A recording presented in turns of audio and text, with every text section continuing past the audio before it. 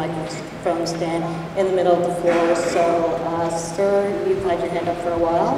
Behind Chris, green shirt, next to a lady who just asked a question. If you had a chance to change, like, with autism, like, as she said, how would you do increase, like, the reading, and, like, how would you change the reading system for people that can't read? I'm not clear with the question, I'm sorry. I meant, like, if people have trouble reading, how would it make it easier to read so people have time to learn to read it? Like what system would you use to change the reading system? Okay.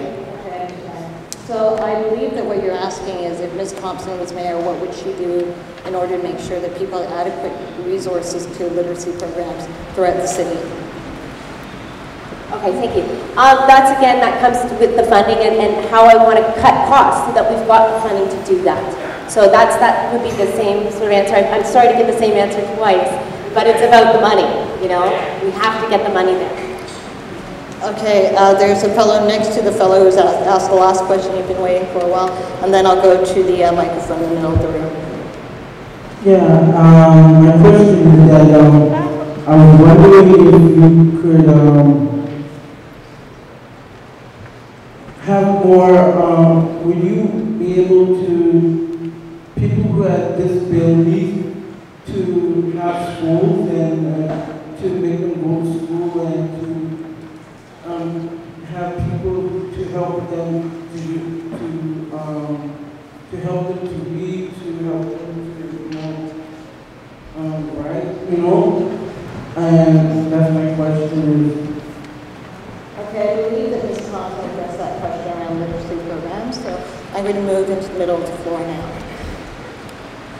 And hopefully your microphone is working. I don't need. Okay, go ahead. Hi, I guess you're on the hot seat, Sarah, your disability support program. Repealing the fact that the Supreme Court of this country states that the adjudication body for ODSP has to adjudicate addiction as a singular disability.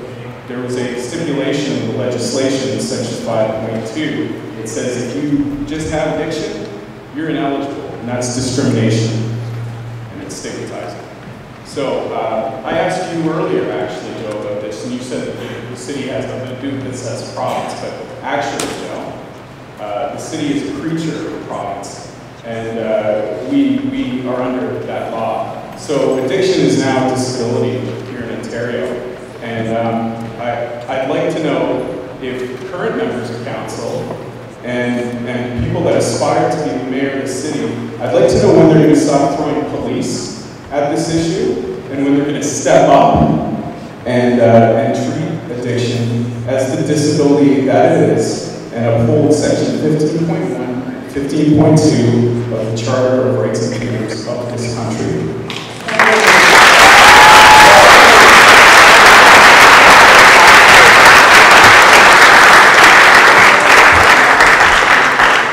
Now, this is a problem at the Ontario government level, but I'm a real believer in the nonprofits, and I want to put a plug in for the nonprofit organizations we have here in Toronto.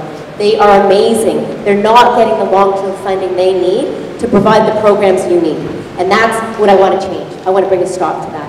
When I've said I want to restructure Toronto Community Housing, I've said I want to also take part of their funding and give it to these nonprofit organizations that have the programs that we need in our city and do an amazing job at providing that. So thank you for that lead-in, because it does allow me to address the real problem, and it's the programs that we need that aren't getting the funding. The real problem is budget right now, and the fact that the majority of the money is going towards police for this issue. Yeah, and it needs to go to these nonprofits that do such a great job. Thank you for that question. Yeah, no Thank you.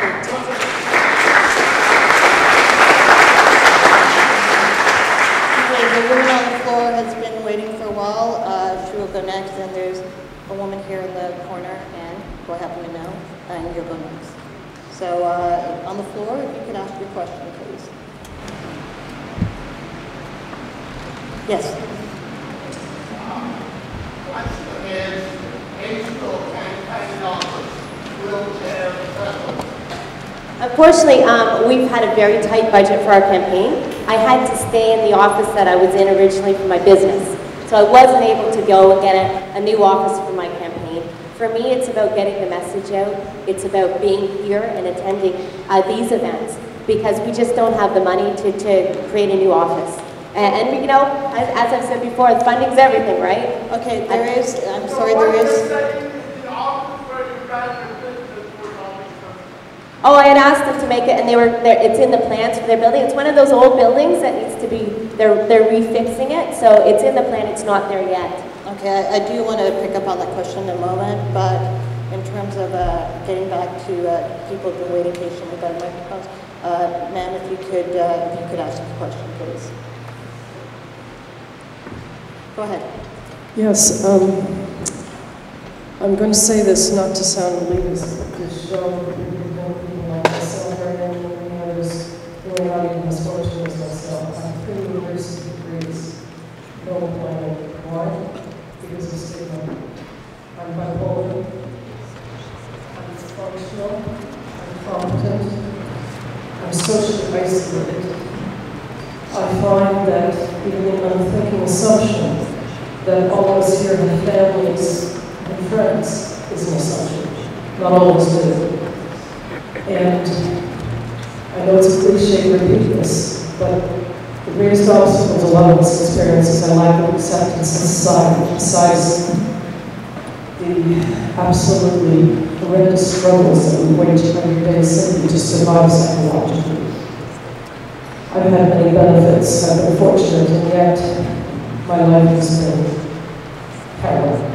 And as if I weren't enough, our treatment in the hands of psychiatric facilities is punitive and abusive, and frequently full of ignorance and prejudice and bigotry that we encounter elsewhere in society.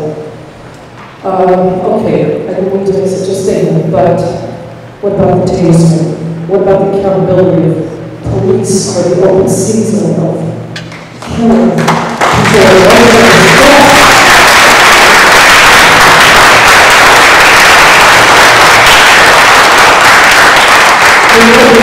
Support, understanding, an opportunity to express and communicate reality and experience to the general public and to our so-called caregivers. It becomes overwhelming. So much to have to deal with personally, and then to encounter a society so hostile and so lacking in compassion and understanding. We try to educate, but we have no credibility. As soon as someone announces I have mental health issues, they cease to have credibility. That has to change. And I'm speaking as someone who is fortunate enough to have the benefits of education and a middle-class background. So I can only shudder at the reality of people who have other challenges, severe challenges of poverty, lack of supportive housing, hostile neighbors, who have fears and misconceptions about the people in their midst. And of course, the odious fee, which is not sufficient, that is for those who can't get any at all. Okay, may I? I hope all candidates address these concerns.